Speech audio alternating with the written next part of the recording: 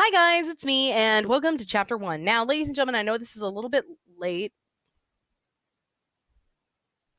Ignore the cat you see in the background.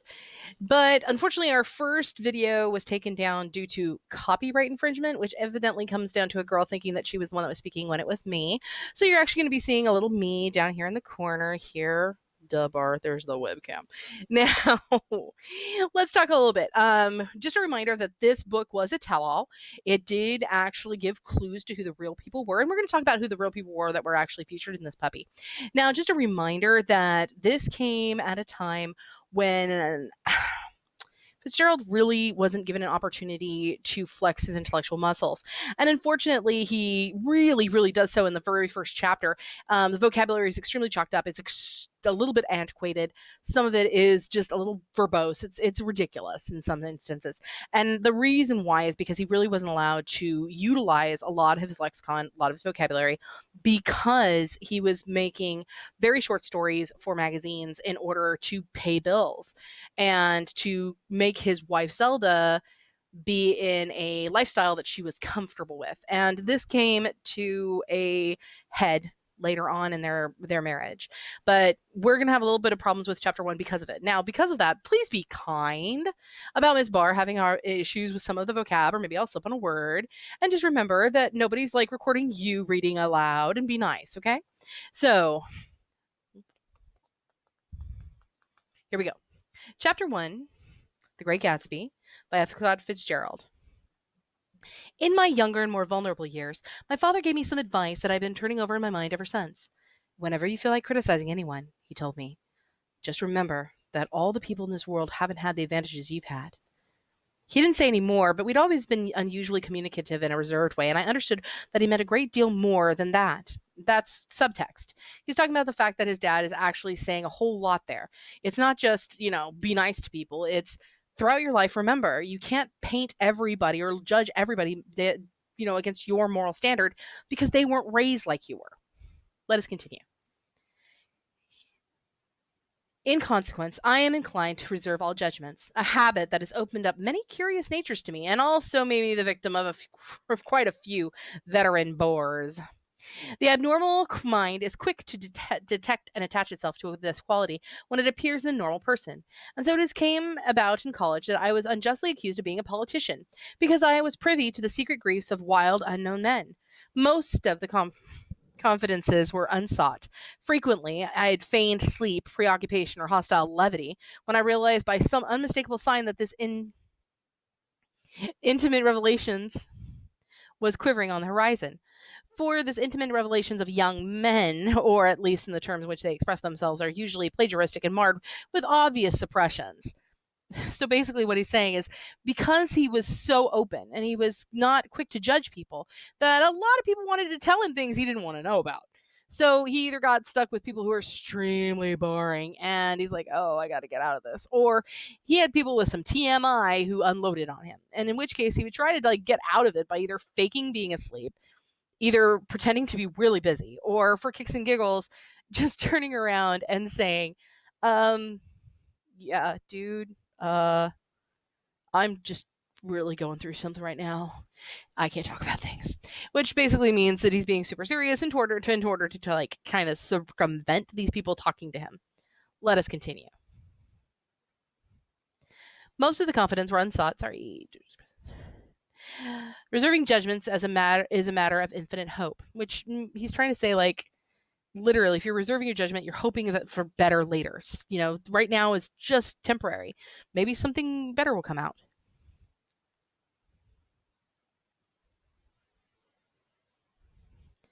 I am still a little afraid of missing something if I forget that, as my father snobbishly suggested, and I snobbishly repeat in the sense of fundamental decencies, is parsed out by unequally at birth.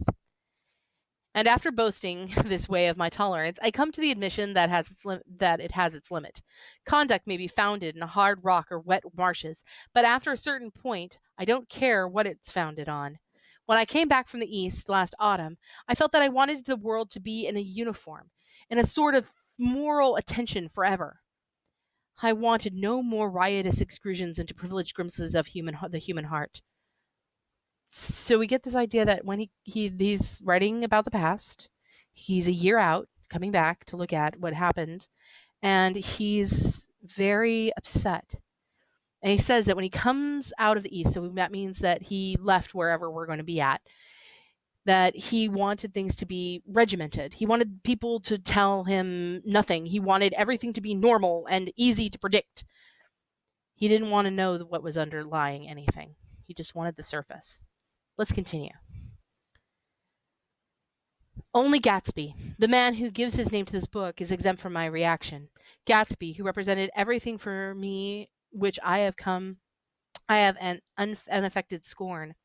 If personality is an unbroken series of successful gestures, then there is something gorgeous about him, some heightened sensitivity to the promises of life, as if he were related to one of those intricate machines that register earthquakes 10,000 miles away.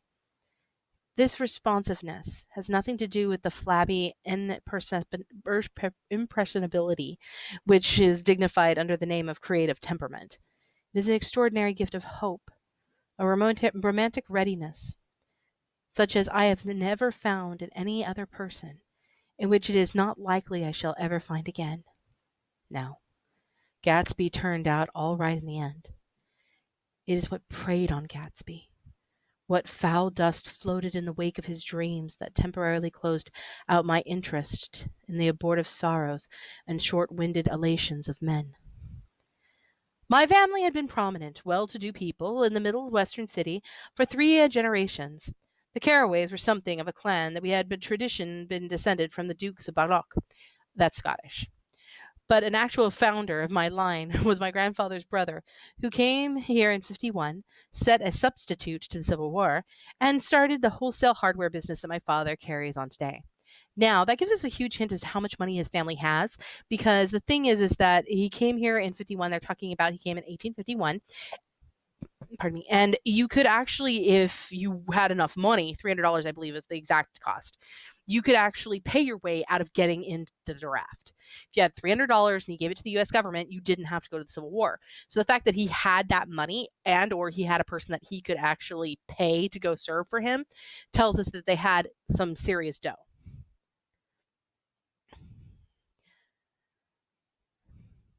I never saw the great uncle that I was supposed to look like, with special reference to a rather hard-boiled painting that hangs in my father's office.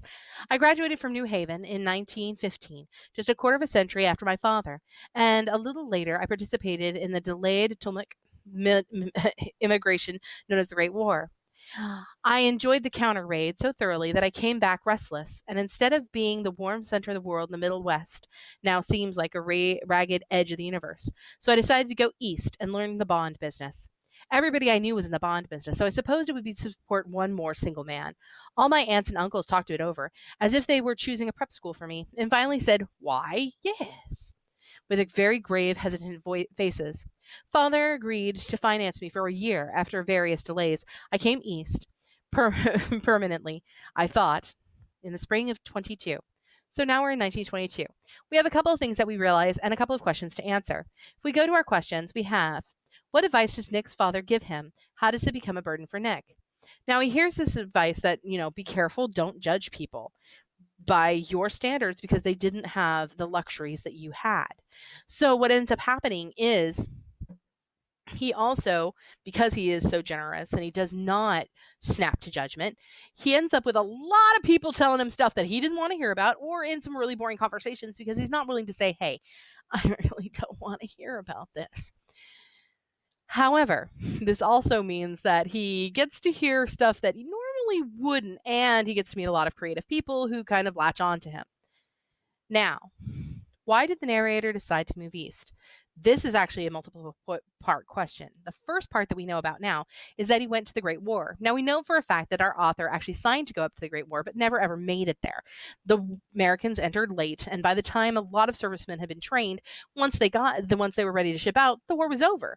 And that's what happened to our author. Now, this says that he enjoyed it, so I can only imagine that he was not there for very long, since the First World War was an unmitigated disaster and a horror. I can't imagine he was there for long, but since he had been out there into the world, he now wanted to go see the world. And he leaves his small town in the Midwest in order to go east to see what life has to offer. Now, the next question that we're looking for is about Tom and Daisy. These are questions that we're going to have to take a look at in a very broad sense, because Tom and Daisy, they have two different types of characterization. Direct characterization, where the author literally tells us exactly what he wants us to know about them. But then we have indirect characterization, which we studied back in October. And that's when their thoughts, their actions and their dialogue tells us a little bit more about them.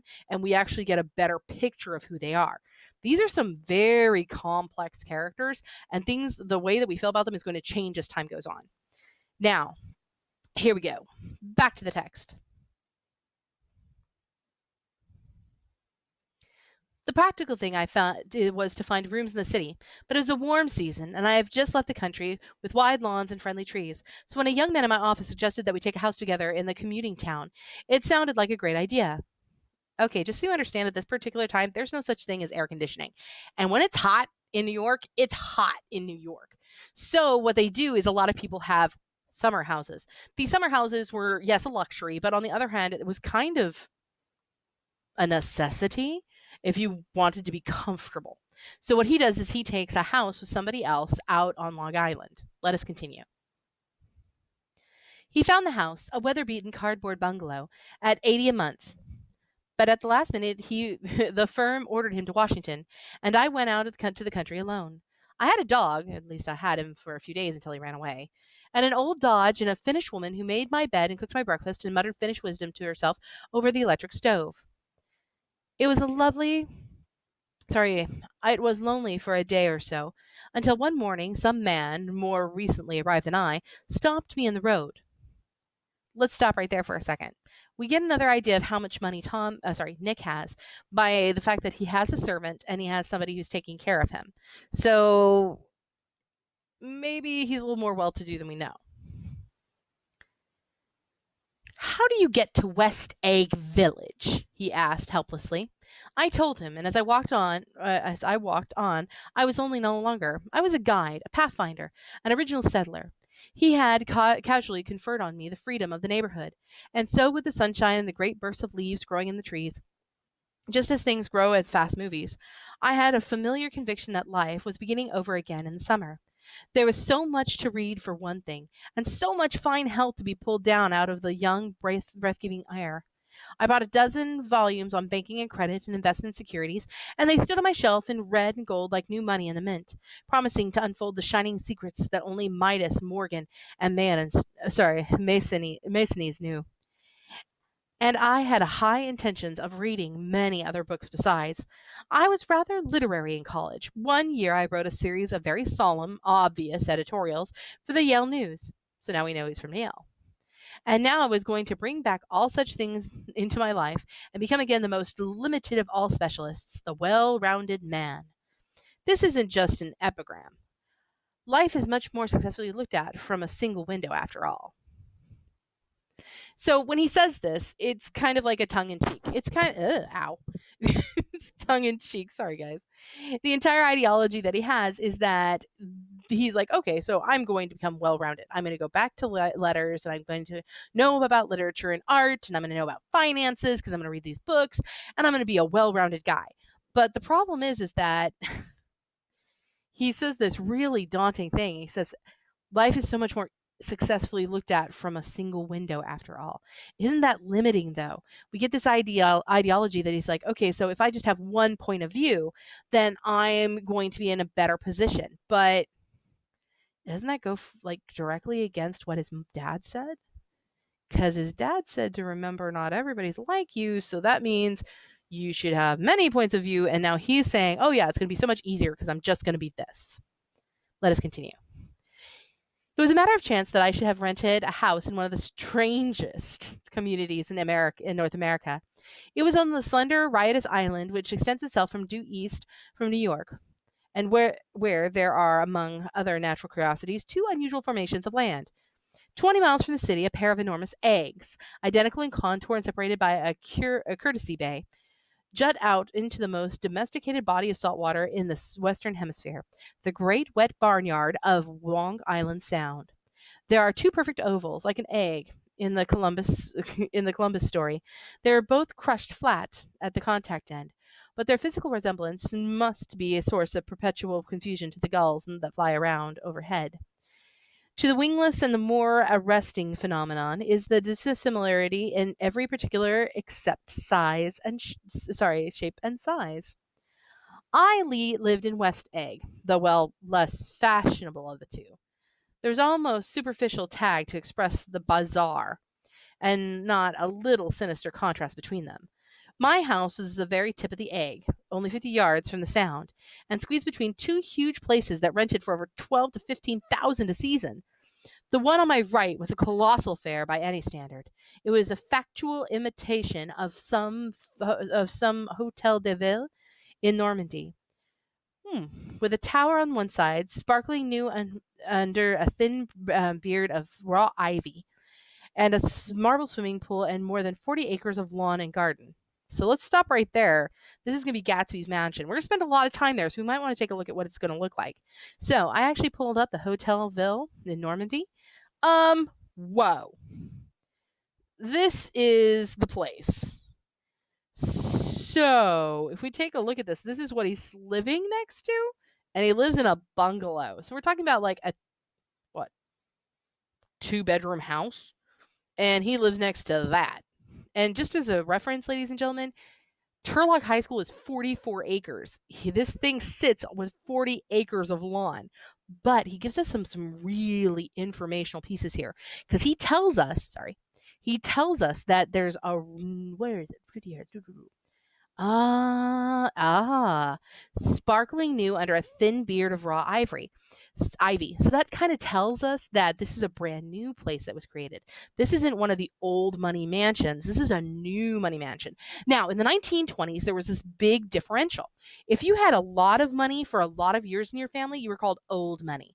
That means that you had sophistication. Your family had money for many, many, many years. Nobody ever really worked for money. The money just made money itself through investments. Then we had new money. These were people that through new technologies, new inventions, and new businesses and new industries had made a ton of money, but they were not as good as old money because they weren't old. They had just got their money. They were considered nouveau riche. Nouveau riche meaning new rich. So this gives us an idea that one side, East Egg, is actually the people that have had money for years and years and years and all know each other. And then West Egg are the people that have money but are looked down upon because they do not have the family or sophistication that the others have. Let us continue.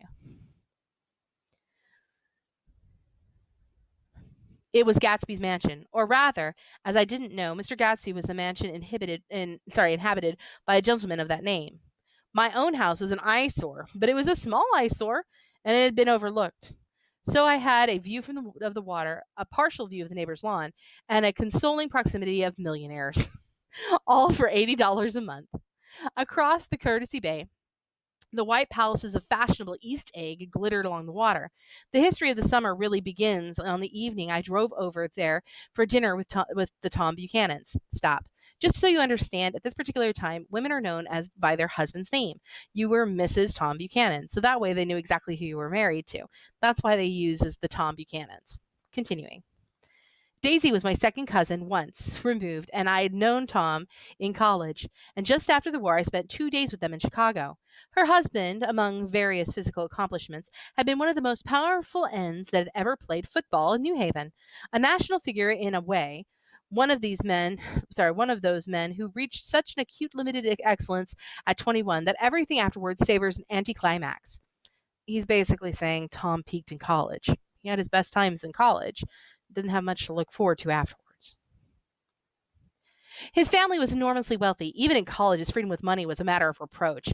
But now he left Chicago and come east to the fashion rather than look at in a way that rather took your breath away. For instance, he had brought down a string of polo ponies from Lake Forest. It was hard to realize that a man of my own generation was wealthy enough to do that. Okay, having that type of horse flesh costs a lot of money. And the fact that he had an entire team brought down so that he could just play by himself is kind of ostentatious. It's a little bit over. It's, to use your guys' word, extra. Why they came down east, I don't know. They had spent a year in France for no particular reason, and then drifted here and there unrestfully whenever people played polo and were rich together. It was a permanent move, said Daisy over the telephone, but I didn't believe it. I had no sight into Daisy's heart, but I felt that Tom would drift on forever, sinking a little wistfully for the dramatic turbulence of some irrecoverable football game.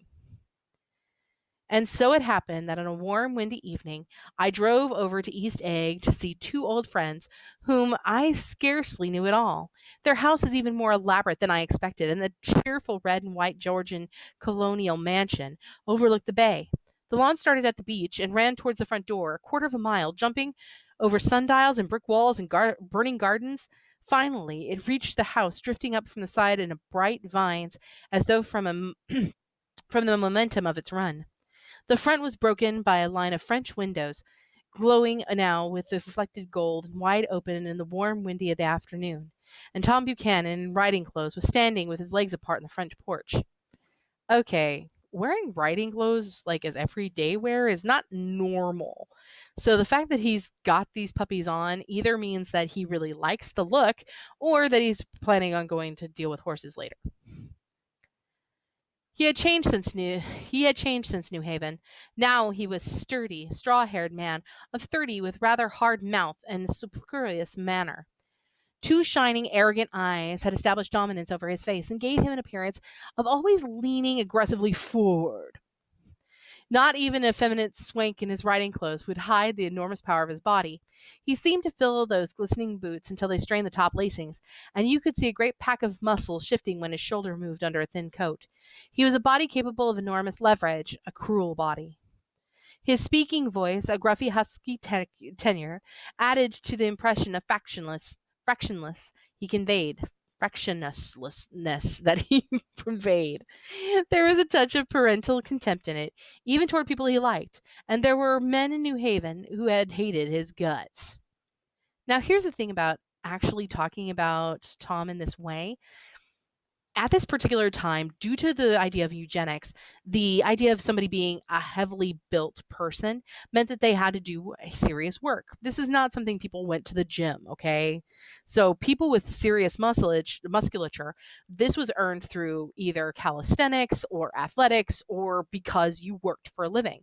So the fact that he is this brawny, the fact that he does have this kind of physique kind of betrays him as someone who is into manual labor, which would be seen as a detriment in his society. So let's see how this kind of works with Tom. His speaking voice grabs and now people hated his guts. That's something to say. So maybe Tom's not the greatest guy. Let's see. Now don't think my opinion of these matters is final, he seemed to say, just because I'm stronger and more of a man than you are. We were in the same senior society, and while we were never intimate, that means that they were never best friends. I always had the impression that he approved of me and wanted me to like him with the same harsh, defiant wistfulness of his own. We talked for a few minutes on the sunny porch. I've got a nice place here, he said, his eyes flashing about restlessly. Turning me around by one arm, he moved a broad, flat hand along the front vista, including in it its sweep of a sunken Italian garden, a half-acre of deep, pungent roses, and a snub-nosed motorboat that bumped the tide offshore. It belonged to Demain, the oilman. He returned me around again, politely and abruptly. Let's go inside. That's kind of a weird way to introduce yourself to people. Don't you do you like my house? Don't you think it's pretty? No, I've got a place here. It's awesome. It's kind of strange. Let's continue. We walked through the hallway in a bright, rosy-colored space, fragrantly bound by the French windows on either end. The windows were ajar and gleaming with white against the fresh grass outside that seemed to glow grow a little way into the house. A breeze blew through the room, blew curtains in at one end and out the other like pale flags, twisted them up towards the frosted wedding cake of a ceiling, then rippled in the wine-colored rug, making the shadow on it as the wind does on the sea. So this tells you the reason why people are living out on Long Island. You get a lot of breeze and a lot of air, so therefore you don't need air conditioning because it doesn't exist at this time. Let us continue. The only completely stationary object in the room was an enormous couch on which two young women were buoyed up as though upon an anchored balloon. They were both in white, and their dresses were rippling and fluttering as they had been blown back in after a short flight around the house. I must have stood for a few minutes listening to the whip and snap of the curtains and the groan of the picture on the wall. And there was a boom as Tom Buchanan shut the rear windows and the caught wind died out about the room, and the curtains and the rugs and the two young women ballooned slowly to the floor. Why did he do that? If it's comfortable and because the wind is good for you and it cools you off, why did Tom go over to the windows and all of a sudden shut them? We might have to think about if he's got control issues. Let's move on. The younger of the two was a stranger to me. She was extended full length at her end of the divan, completely motionless, with her chin raised a little, as if she were balancing something on it, and which was quite likely to fall. If she saw me out of the corner of her eye, she gave no hint of it. Indeed, was almost surprised in murmuring an apology for having disturbed her by coming in. The other girl, Daisy, made an attempt to rise. She leaned slightly forward with a conscientious expression. Then she laughed, an absurd, charming little laugh, and I laughed too and came forward into the room. I'm paralyzed with happiness. She laughed again as if she had said something very witty, and held my hand for a moment, looking up into to my face, promising that there was no one in the world so much she wanted to see, and that was a way that she had. She hinted in a murmur that the surname of the balancing girl was Baker. I have heard it said that Daisy's murmur was only to make people lean toward her, an irreverent criticism that made it no less charming. At any rate, Miss Baker's lips fluttered, and she nodded at me most imperceptibly, and then quickly tipped her head back again. The object that she was balancing had obviously tottered a little and given her something of a fright. Okay, is there actually something balanced on her chin? No. But she's leaning her head back, and she just keeps staring up at the ceiling. And so he's like, what is she doing? And so he's saying that she's just being very elegant, very poised, very artistic in her, like, laying on the couch. It's like those people that do really weird poses in Instagram photos, and nobody would ever stand like that. That kind of posing. Let us continue. Again, a sort of apology rose to my lips. Almost an exhibition of complete self-sufficiency draws a stunned tribute from me. I looked again back at my cousin, who began to ask me questions in her low, trilling voice. It was the kind of voice that the ear follows up and down as if each speech was an arrangement of notes that will never be played again. Her face was sad and lonely and lovely, and the bright things in it, bright eyes and a bright, passionate mouth. But there was an excitement in her voice that men who had cared for her found it difficult to forget. A singing compulsion, a whisper, listen, a promise that she had done gay, exciting things just a while since, and that there were gay, exciting things hovering in the next hour. The word of gay in this particular instance, some of you guys are like, what? We're not talking about a homosexual reference here. We're talking about happy, fun things. I told her how I had stopped off in Chicago for a day on my way east, and how a dozen people had sent their love through me. Do they miss me? She cried ecstatically. The whole town is desolate. All the cars have their left rear wheel painted black in mourning wreath, and there's a persistent wail all night long on the North Shore. How gorgeous! Let's go back, Tom, tomorrow. Then she added irreverently, you ought to see the baby. I'd like to. She's asleep. She's 2 years old. Haven't ever seen her. Let's stop right there. So, of course, he doesn't really mean any of this is true. He's just trying to, like, play with her. Nobody's in mourning and there's nobody wailing. She's just trying to say that, yes, we totally miss you. And then she has this really abrupt about face and was like, you should see the baby. And that's kind of an oddity. And this is going to come up quite a bit. While she's talking, she switches topics. This actually has some serious manipulation behind it, but we're going to get to that much later. Let us continue. I'd like to. She's asleep. She's 2 years old. Haven't you ever seen her? Never. Well, you ought to see her. She's. Tom Buchanan, who had been hovering restlessly about the room, stopped and rested his hand on my shoulder. What are you doing, Nick? I'm a bondman. With who? I told him. Never heard of them, he remarked decisively. This annoyed me. That's really odd. His wife's talking about the baby and how he should see her, and then all of a sudden Tom's like, what do you do for a business? And it's like, okay, normally fathers are like, hey, yeah, my baby's like the cutest, smartest, most wonderful thing in the world, but he doesn't care about that. Let's talk business. This annoyed me. You will, I answered shortly. You will if you stay in the East. Oh, I'll stay in the East, don't you worry, he said, glancing at Daisy, then back at me, as if he were on alert for something more. I'd be a goddamn fool to live anywhere else. Okay, that's odd. At this point, Miss Baker said, absolutely, with such suddenness that I started. It was the first word she had uttered since I came into the room. Evidently, it surprised her as well as much as it did me. She yawned, and in a series of rapid, deft movements, stood up into the room. I'm stiff, she complained. I've been laying on that sofa as long as I can remember. Don't look at me, Daisy retorted. I've been trying to get you to go to New York all afternoon. No thanks, said Miss Baker. And on to Baker to the 4 cocktails just in from the pantry. I'm absolutely in training. Her host looked at her incredulously. You are. He took down his own drink as if it were a drop in the bottom of a glass. How you ever get anything done is beyond me. I looked at Miss Baker, wondering what it was that she got done. I enjoyed looking at her. She was a slender, small-breasted girl with an erect carriage, which she accentuated by throwing her body backward at her shoulders like a young cadet. Her gray, sun-stained eyes looked back at me with polite, reciprocal curiosity out of a wan, charming, discontented face. It occurred to me now that I had seen her or a picture of her somewhere before. You live in West Egg, she remarked contemptuously. I know somebody there. I don't know a single. You must know Gatsby. Gatsby? Daisy demanded. What Gatsby? Before I could reply that he was my neighbor, dinner was announced. Wedging his tense arm imperatively under mine, Tom Buchanan compelled me from the room as though he were moving a checker or to another square. Slenderly, languidly, their hands still set slightly on their hips, 2 young women preceded us into the rosy-colored porch open towards the sunset, where 4 candles flickered on the table in diminished wind.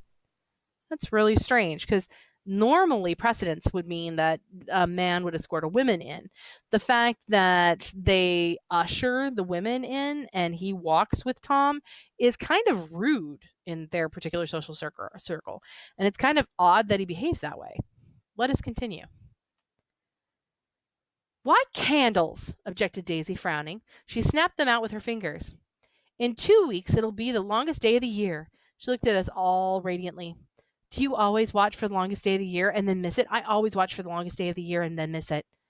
We ought to plan something, yawned Miss Baker, sitting down on the table as if she were getting into bed. All right, said Daisy. What will we plan? She turned to me helplessly. What do people plan? Before I could answer her eyes with the fastened with an odd expression on her little finger. Look, she complained. I heard it. We all looked at it. The knuckle was black and blue. You did it, Tom, she said accusingly. I know you didn't mean to, but you did it. That's what I get for marrying a brute of a man, a great hulking physical specimen of a... I hate that word hulking, objected Tom crossly. Even in kidding. Hulking, insisted Daisy. Let's stop right there. Again, we have a huge turn of events right here.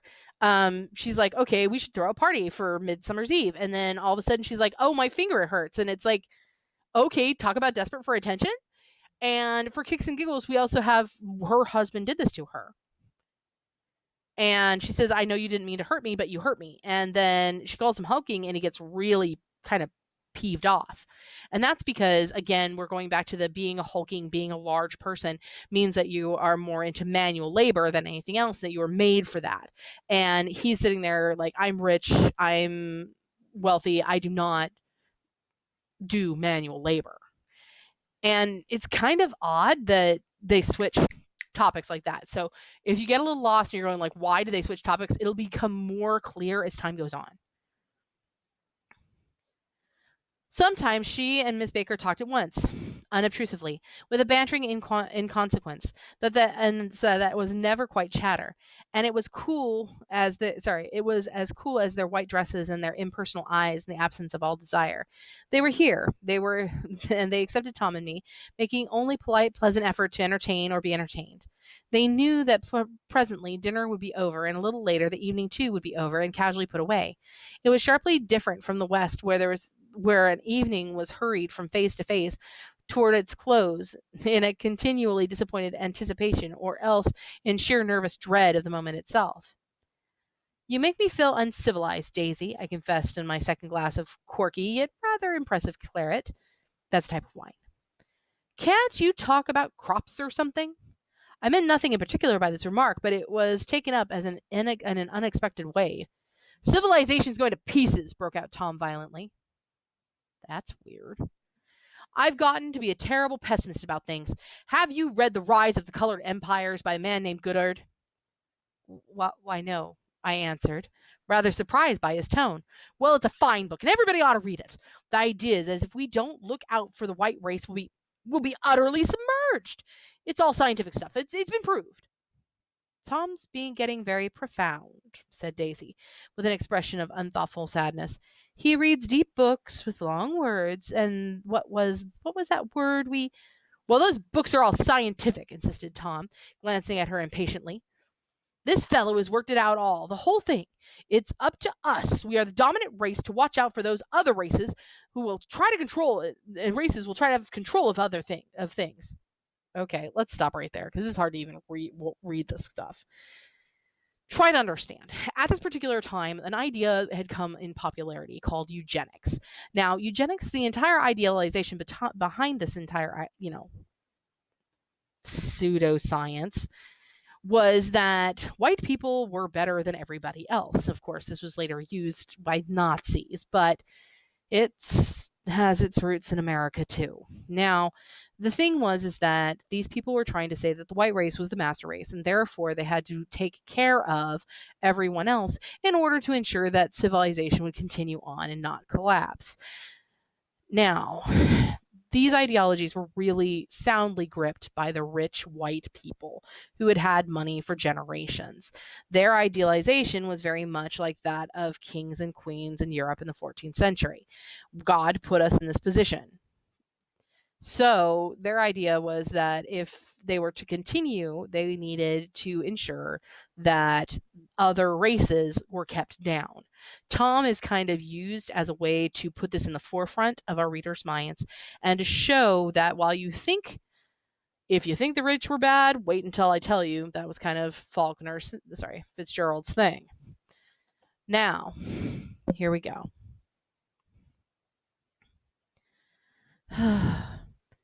We've got to beat them down, whispered Daisy, winking ferociously towards the fervent sun.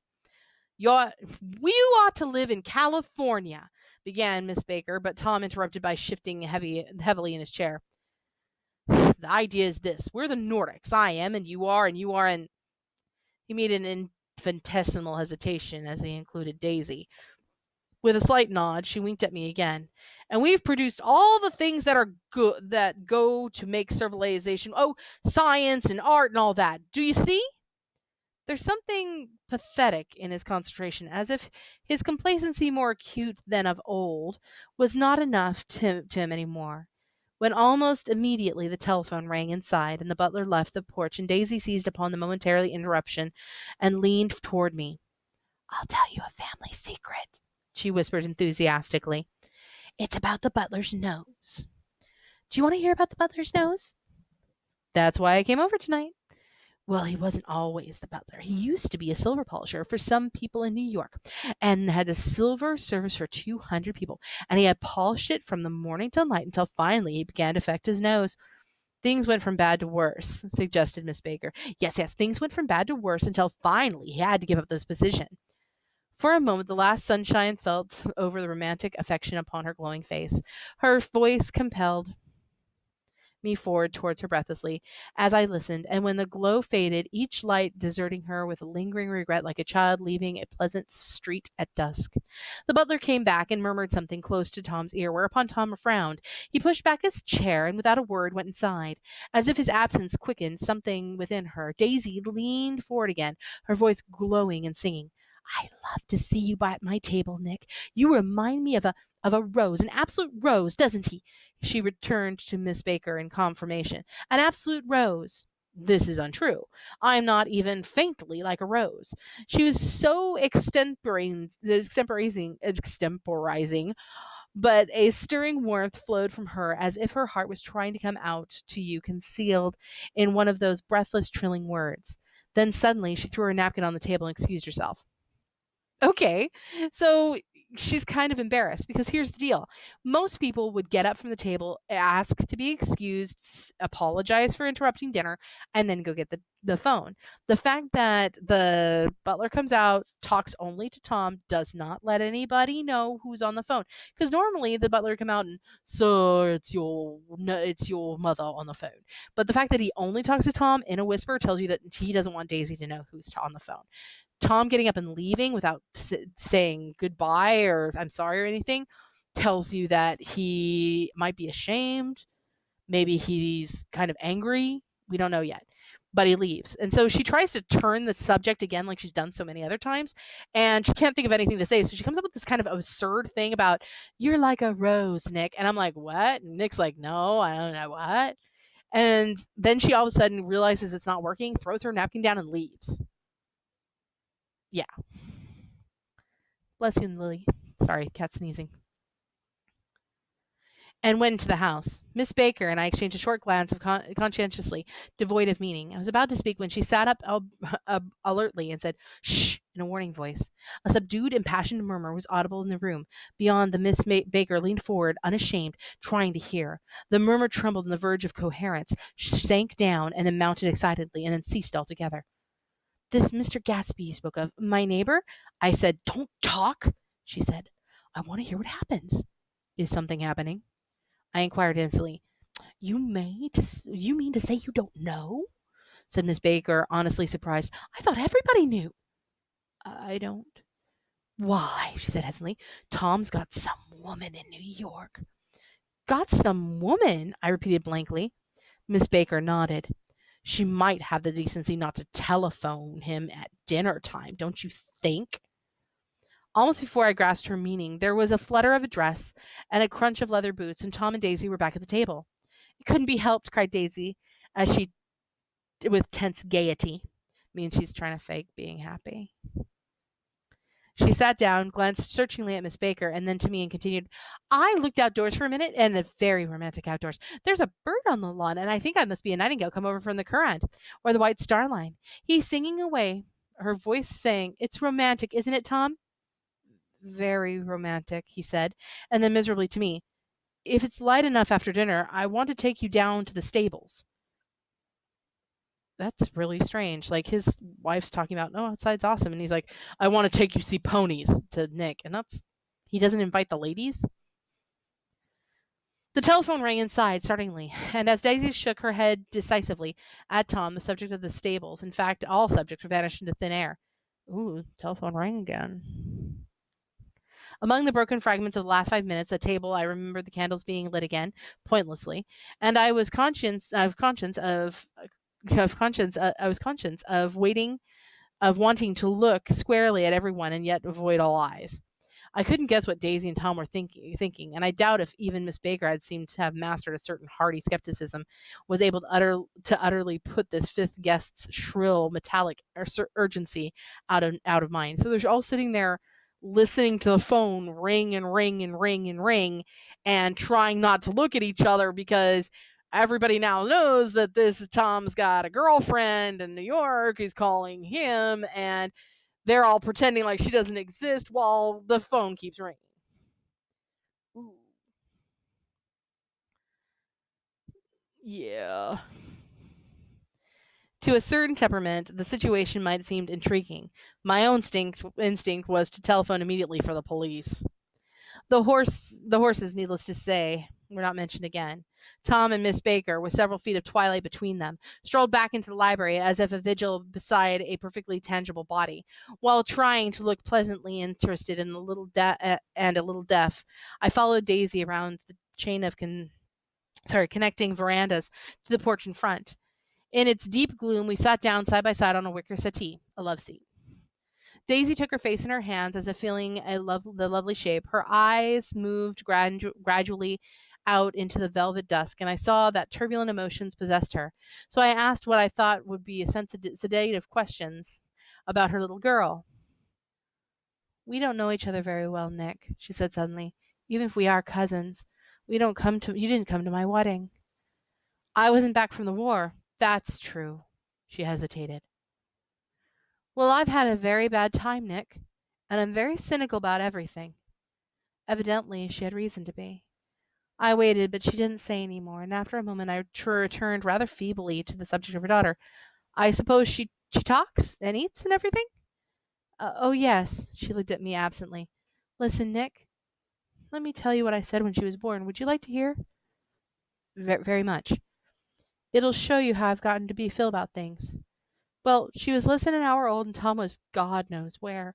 I woke up from the ether with an utterly abandoned feeling, and I asked the nurse right away if it was a boy or a girl, and she told me it was a girl, and I turned my head away and I wept. All right, I said. I'm glad it's a girl, and I hope she'll be a little fool. That's the best thing a girl can be in this world, a beautiful little fool. Now, that's kind of upsetting, because that was actually said by Fitzgerald's wife when she had her daughter. He actually took his real life and put it into the book. And let's explain why. See, at the time, women had very few rights and very little to look forward to unless they got married. Now, if they were beautiful, this made life much easier for them. Finding a husband was easier. Being able to find a husband that could support them was easier because their looks were pretty much their fortune. So that's the reason why she wants her to be beautiful. As for being a fool, ignorance is bliss. If you don't know what you're missing, you can't know that you missed it. Now, let's go take a look at our questions. What is Tom Buchanan like? This is all up to you guys, but we've read through quite a few pieces of paper that kind of tells a lot about him. He's controlling. I mean, literally the point where he wants to control the wind in the room and closes the doors. He steers the only man in the room around by the arm to ensure that he does what he wants. He is rude. He doesn't actually talk to anybody in a real way. More makes commands and statements that he doesn't want like real interaction between people. But it's going to get worse. Wait. Daisy's complex. Because there is the fact that she is absolutely lovely and that she's very, very charming. But at the same time, there's also this kind of sadness about her. And she says very remarkably that she's so happy that Nick's there, but she also admits very quickly that she doesn't know much about Nick. Maybe she's just happy anybody's there. Who calls Tom at dinner? We totally find out from Jordan Baker that he's got a girlfriend and Tom's girlfriend is calling him at dinner. And when the phone rings again, they're all just kind of letting it ring and ignoring it, and it gets a little tense. After her daughter is born, Daisy comments that she's glad her child is the best thing a girl can be as a little fool. What does Daisy mean by this? And as we talked about it, it's being beautiful would make her life easier, and by being an idiot, she wouldn't know that she's missing a whole lot. So let's finish up our chapter, shall we?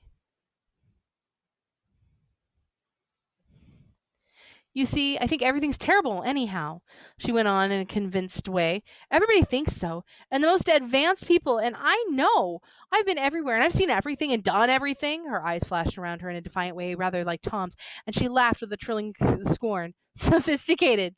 God, I'm sophisticated. The instant her voice broke off, ceasing to compel my attention, my belief, I felt the basic insecurity of what she had said.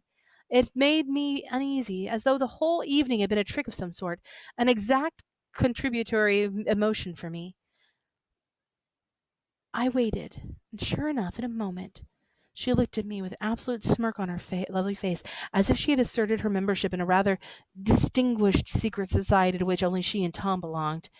Inside, the crimson room bloomed with light.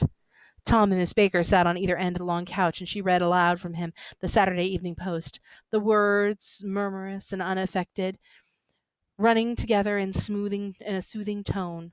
The lamplight bright with on his boots and dull on the autumn leaf yellow of her hair glinted along the paper as she turned the page with a flutter of slender muscles in her arms. When we came in, she held us silent for a moment with lifted hand. To be continued, she said, tossing the magazine on the table, in our very next issue. Her body asserted itself in a restless movement of her knee, and she stood up. 10 o'clock, she remarked, apparently finding the time on the ceiling. Time for this good girl to go to bed. Jordan's going to play in the tournament tomorrow, explained Daisy, over at Westchester. Oh, you're Jordan Baker! I knew now why her face was so familiar. Its pleasing, contemptuous expression had looked out for me from many retrograde pictures of a sporting life in Asheville and Hot Springs and Palm Beach. I had heard some story of her, too, a critical, unpleasant story, but what it was I had forgotten long ago. Good night, she said softly. Wake me at 8. Don't you, won't you? If you'll get up. I will. Good night, Mr. Carraway. See you anon. Of course he will, confirmed Daisy. In fact, I think I'll arrange a marriage. Come over often, Nick, and I'll sort of, fling each other together, lock you up and accidentally in linen closets and push you out to sea in a boat and all that sort of thing. Good night, called Miss Baker from the stairs. I haven't heard a word. She's a nice girl, said Tom for a moment. They oughtn't let her run around the country this way. Who oughtn't to? Asked Daisy coldly. Her family. Her family is one aunt about 1,000 years old. Besides, Nick's going to look after her, aren't you, Nick? She's going to spend lots of weekends out here in the summer, and I think this home influence will be very good on her. Daisy and Tom looked at each other for a moment in silence. Is she from New York?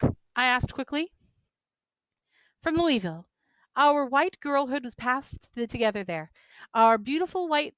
Did you give Nick a little heart-to-heart talk on the veranda? Demanded Tom suddenly. Did I? She looked at me. I can't seem to remember, but I think we talked about the Nordic race. Yes, I'm sure we did. It sort of crept up on us. The first thing you know, don't believe everything you hear, Nick, he advised me. I said lightly that I heard nothing at all, and a few minutes later I got up to go home. They came to the door with me and stood side by side in a cheerful square of light. As I started my motor, Daisy preemptuously called, "Wait. I forgot to ask you something, and it's important. We heard you were engaged to a girl in the West?" That's right, corroborated Tom kindly. We heard that you were engaged. It's libel. I'm too poor. But we heard it, insisted Daisy, surprising me by opening up again in like a flower-like way. We heard it from 3 people, so it must be true. Of course I knew that what they were referring to, but I wasn't even vaguely engaged. The fact that gossip had been published in the bands was one of the reasons why I'd come east. You can't stop going with an old friend on account of rumors, and on the other hand, I had no intention of being rumored into marriage. So we get another idea that the reason why Nick had to leave where he was because he had a friend who was a chick and they spent too much time together, and now all of a sudden the paper's like, ooh, it's a budding romance. And he's like, no, I'm getting the heck out of here. I ain't going to get married. And came east. Their interest rather touched me and made me less remotely rich, nonetheless. I was confused as a little disgusted as I drove away. It seemed to me that the thing for Daisy to do was to rush out of the house, child in arms, but apparently there was no such intentions in her head. As for Tom, the fact that he had some woman in New York was really less surprising than that he had been depressed by book. Something was making him nibble at the edge of his stale ideas, as if his sturdy physical egotism was no longer nourished his perpetuatory heart. Peremptory heart. So basically, he's like, okay, he's no longer like happy with his life, but I don't think it's got to be this weird like eugenics thing. Why is he so like this? Already it was deep summer in the roadhouse roofs, and in the front yard of wayside garages where new red grass pumps sat out in pools of light. And when I reached my estate in the West Egg, I ran the car under the shed and sat for a while on the abandoned grass roller in the yard. The wind was blown off, leaving a loud, bright night, with wings beating in trees and persistent organ sound of full bellows. The earth blew the frogs full of life. A silhouette of a moving cat wandered across the moonlight. Turning my head to watch it, I saw that it was not alone. 50 feet away, a figure had emerged from the shadow of my neighbor's mansion, and was standing with his hands in his pockets, regarding the silver pepper of stars. Something in his leisurely movements and secure position of his feet upon the lawn suggested that it was Mr. Gatsby himself, come out to determine determine what share was his of the local heavens. I decided to call to him. Miss Baker had mentioned him at dinner, and that would be enough of an introduction, but I didn't call to him, for he gave a sudden intimation intimation that he was content to be alone. And he stretched out his arms towards the dark water in a curious way, and far as I was from him, I could have sworn he was trembling. Involuntarily, I glanced seaward, and distinguished nothing except for a single green light, minute and far away, that might have been the end of a dock. And then I looked once more at Gatsby, and he had vanished, and I was alone again in the unquiet darkness. Okay, so at the very end, we see Gatsby for the very first time, and he's like, by his swagger, by the way that he is standing, I can totally tell that this is like millionaire. But it's kind of odd that he goes out there alone, and then he reaches his hands across the water towards a green light. Now, this green light is going to come up over and over, and over again. So it's going to be fun. Now, who does Nix end up seeing at the end of the chapter? What is he doing? I need you to be descriptive, if you please. And please, please, guys, if I cannot say it enough, all questions as completely as possible in complete sentences. Use evidence from the text to support your answers. Now, of course, you can totally use paraphrases, except for when we ask you to use quotes. Please, thank you very much. Now, ladies and gentlemen, this is the very beginning of our book, and thank you for getting through the first chapter. We've got a lot of weird things. We've got Nick, who's trying to find himself, and we've got Jordan, who he keeps talking about all of her musculature, and she's in a tournament, so we're going to find out what sport she plays. And then we have Daisy, who's obviously trapped in an unhappy marriage. We have Tom, who's a philanderer. We've got all of this stuff kind of building up now, and all of it is in the heat of the summer. Now, ladies and gentlemen, I'll be putting out chapter 2 tonight as well. Have a very good evening. You know I adore you. Have a very good evening. Sorry, let me stop this. Love you. Bye.